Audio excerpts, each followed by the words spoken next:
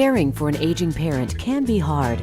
Sunlight Support Age in Place Solutions is here for you. Whether you need round-the-clock care or just a few hours a week, Sunlight Support offers affordable in-home care and companionship to help you or your loved ones age in their own home. Call 402-421-1119 or visit sunlightsupport.com to learn more. Sunlight Support Age in Place Solutions, shining light on what matters most.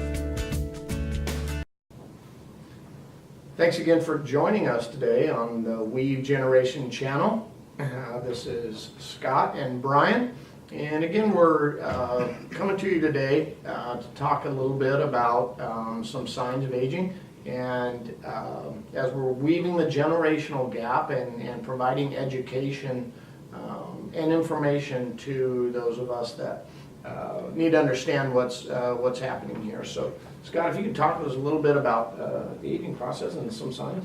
Yeah, the signs of aging. I think we're all a little bit guilty of the signs of aging. I know that I forget things.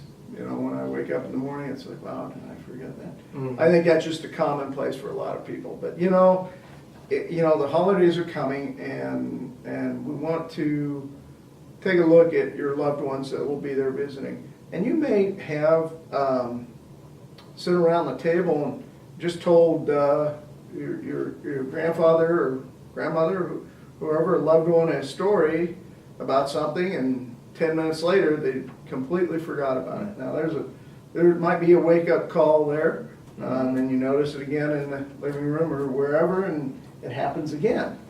Those kind of things that you want to pay attention to at the table, wherever loved one is. There's a number of them.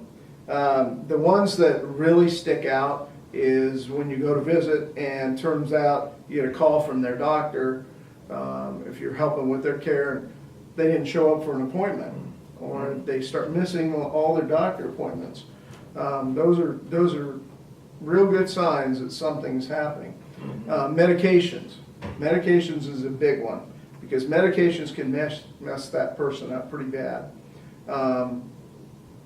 especially if they rely on that medicine, if they have some chronic illness that they're taking it for. The reminder to that, and they missed it a couple of days. Those are real good signs of signs of somebody aging. The other ones that I've seen statistic-wise, there's really no hardcore statistics showing that somebody's aging. It's just these talking points that you can pay attention to.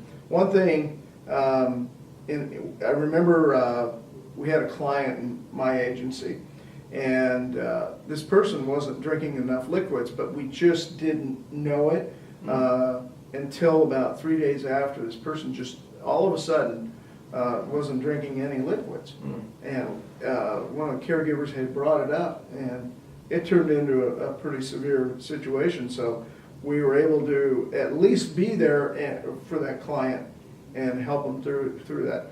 The other thing you want to pay attention to too, if the person's getting up and they start to fall, that's a real good sign that they need some sort of help or aging, or if they've fallen it and there's bruises unexplained, and they try to brush it off. Oh yeah, that's been there a couple of weeks or whatever. Those are good signs to say, hey, we've got an aging loved one. If you've vision is another one, because of driving. Vision is a big one. I don't like driving at night myself, and I admit that. But if you have a loved one that is somewhat starting to say, well, I need to get home before the sun goes down, those types of things you're going to pay attention to. Be cognizant of them. I'm not saying you really need to do anything, but be very cognizant of it if your loved one is having trouble that way. We talked a little bit about the lighting inside the home, and that being important as well because of these vision issues, and touching back on falls, and that being one of the leading reasons for institutionalization. And so being proactive and keeping your eyes and ears open, right, when you see your parents and grandparents. Absolutely. Go over to the house and spend a few hours over there and remove some carpets that are laying there. Check their lighting. Put in, we have fabulous LED lighting nowadays. Mm-hmm. I mean, it's nice and bright and comforting. Why not use technology, I guess? Sure. But yeah, the stairs and stuff like that, if you notice that you see those bruises, you might want to check out the stairs, see if there's loose carpet on it or something like that, where they need to get downstairs. But yeah, we wanted to talk about those talking points today. Not everybody really thinks of it. They kind of brush it off at the holidays and have fun, Yeah, and there are agencies locally Oh, yeah. that can help with these things to help you start small. You're the ones that should be taking a look at this. Mom and dad and grandpa and grandma, and you should take a look at this, and they trust you. So there are local agencies that will help in all respects with this. You don't have to be an expert in lighting. You don't have to be an expert in caregiving. You don't have to be an expert in any of that. There are a lot of local providers that will provide that type of care that you've noticed. Oh, absolutely. Absolutely. Ours was one of them. And there's a whole host of them out there. And I would encourage, if you're having any question at all, call one of their assessment coordinators and have them come out and do an assessment. They're usually all free, and they're able to pick up on more things than you probably would realize.